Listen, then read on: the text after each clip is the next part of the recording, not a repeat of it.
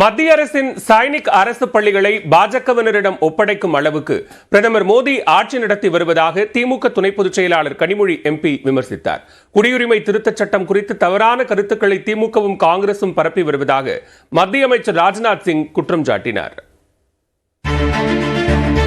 சென்னை சைதாப்பேட்டையில் தென்சென்னை திமுக வேட்பாளர் தமிழச்சி தங்கபாண்டியனை ஆதரித்து பேசிய கனிமொழி, RSSன் வளர்ச்சிக்காக மத்திய அரசு பள்ளிகள் பயன்படுத்தப்பட்டு வருவதாக குற்றம் சாட்டினார். தனியாரோடு இணைந்து நடத்தலாம் அப்படிங்கிற சட்டத்தை கொண்டு வந்து இன்னைக்கு 62 சைனிக் ஸ்கூல்ஸ் பிஜேபியில் இருக்கக்கூடியவர்களிடம் ஒப்படைக்கப்பட்டிருக்கு. இது சைனிக் ஸ்கூலா இல்லனா ஷாக்கா? நாமக்கல்லில் பாஜக வேட்பாளர் KP ராமலிங்கத்தை ஆதரித்து வாகன பேரணி சென்றபோது பேசிய மத்திய அமைச்சர் ராஜ்நாத் சிங், குடியுரிமை திருத்தச் சட்டம் குறித்து தவறான கருத்துக்களை திமுகவும் காங்கிரசும் பரப்பி வருவதாக குற்றம் சாட்டினார்.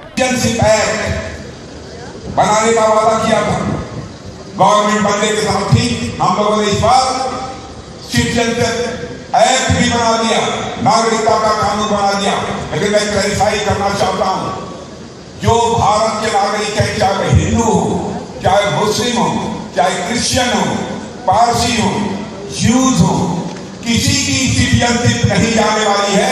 यह कांग्रेस और DMK के लोग इस प्रकार का भ्रम पैदा कर रहे हैं, कंफ्यूजन पैदा करने की कोशिश कर रहे हैं.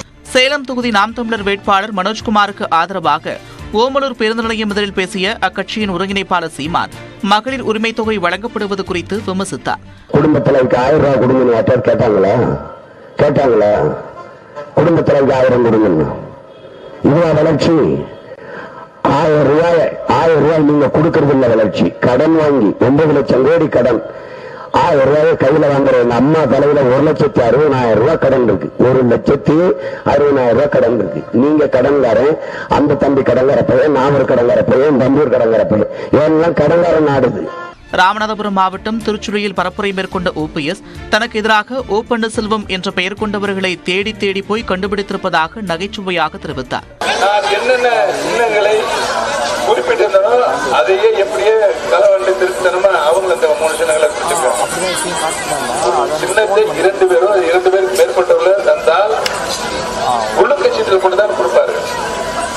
இது ஒண்ணு. இன்னொன்னு அந்த இன்சியலையும் ஓ வர்ற மாதிரி பார்த்துருக்காங்க. அவங்கெல்லாம் ஓ பன்னீர்செல்வம், நான் ஓ பன்னீர்செல்வம்.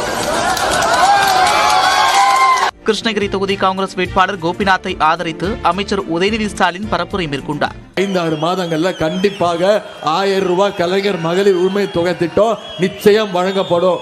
ஒன்றிய அரசு திரு நரேந்திர மோடி அவர்கள் 10 வருஷம் இந்தியாவை ஆண்டாரு. ஏதாவது ஒன்னு சொல்லுங்க, ஏதாவது ஒன்னு பண்ணாரா? 2019ஆம் ஆண்டு ஜனவரி 27ஆம் தேதி இது அடிக்கல் நாட்டப்பட்டது. இது வரைக்கும் இதுக்கு 1 ரூபா கூட ஒதுக்கீடு செய்யல. ஆனா இதற்கு பிறகு 6 பிஜேபி ஆளுகின்ற ஒன்றிய பாஜக ஆளுகின்ற 6 மாநிலங்கள்ல எய்ம்ஸ் மருத்துவமனை கட்டப்பட்டிருக்கு. கோவை சரவணம்பட்டியில் செய்தியாளர்களை சந்தித்த பாஜக மாநில தலைவர் அண்ணாமலை, நயினார் நாகேந்திரன் மேலாளரிடம் 4 கோடி ரூபாய் பறிமுதல் செய்யப்பட்ட விவகாரத்தில் சதிவேலை இருப்பதாக சாடினார். ஒரு சதி வலையில நயினார் நாகேந்திரன் அண்ணன் அவர்களுடைய பெயர் சொல்லப்பட்டிருக்கிறது. எனக்கும் இதற்கும் எந்தவித சம்பந்தமும் இல்லை என்று நயினார் நாகேந்திரன் அவர்கள் சொல்லிய பிறகு இது மேல அதை பத்தி பேசுறதுக்கு ஒண்ணு இல்லைங்களா அண்ணா? பாஜக மீண்டும் ஆட்சிக்கு வந்தால் கிராமப்புற கோவில்களில் ஆடு, சேவல் வெளியிட தடை விதிப்பார்கள் என்று சிவகங்கை தொகுதி காங்கிரஸ் வேட்பாளர் கார்த்திக் சிதம்பரம் எச்சரித்தார். 20 வருஷத்துக்கு முன்னாடி அதிமுக அரசாங்கத்துல கடா வெட்டதையும் கோழிகள் நேர்த்திகள்லாம் போட்டு தடை பண்ணாங்க. ஞாபகம் உங்களுக்கு? அதே மாதிரிதான் இப்ப திருப்பி பாஜக ஆட்சிக்கு வந்தாங்கன்னா கடா வெட்டதை தடை பண்ணிடுவாங்க. நம்மளுடைய கிராமப்புற பழக்க வழக்கங்கள்லாம் இருக்கணும்னா நம்ம கை சின்னத்துக்கு போறோம். மத்திய சென்னை நாடாளுமன்ற தொகுதி பாஜக வேட்பாளர் வினோஜ் பி செல்வத்திற்கு ஆதரவாக பரப்புரை மேற்கொண்ட மத்திய அமைச்சர் அனுராக் தாக்கூர், கச்சத்தீவு எதன் அடிப்படையில் இலங்கைக்கு தாரை வார்க்கப்பட்டது என்று கேள்வி எழுப்பினார். மத்தியில் பாஜக மீண்டும் ஆட்சிக்கு வந்தால் உலகளவில் இந்தியா 3வது பெரிய பொருளாதார நாடாக வளர்ச்சி பெறும் என்றும் அனுராக் தாக்கூர் தெரிவித்தார்.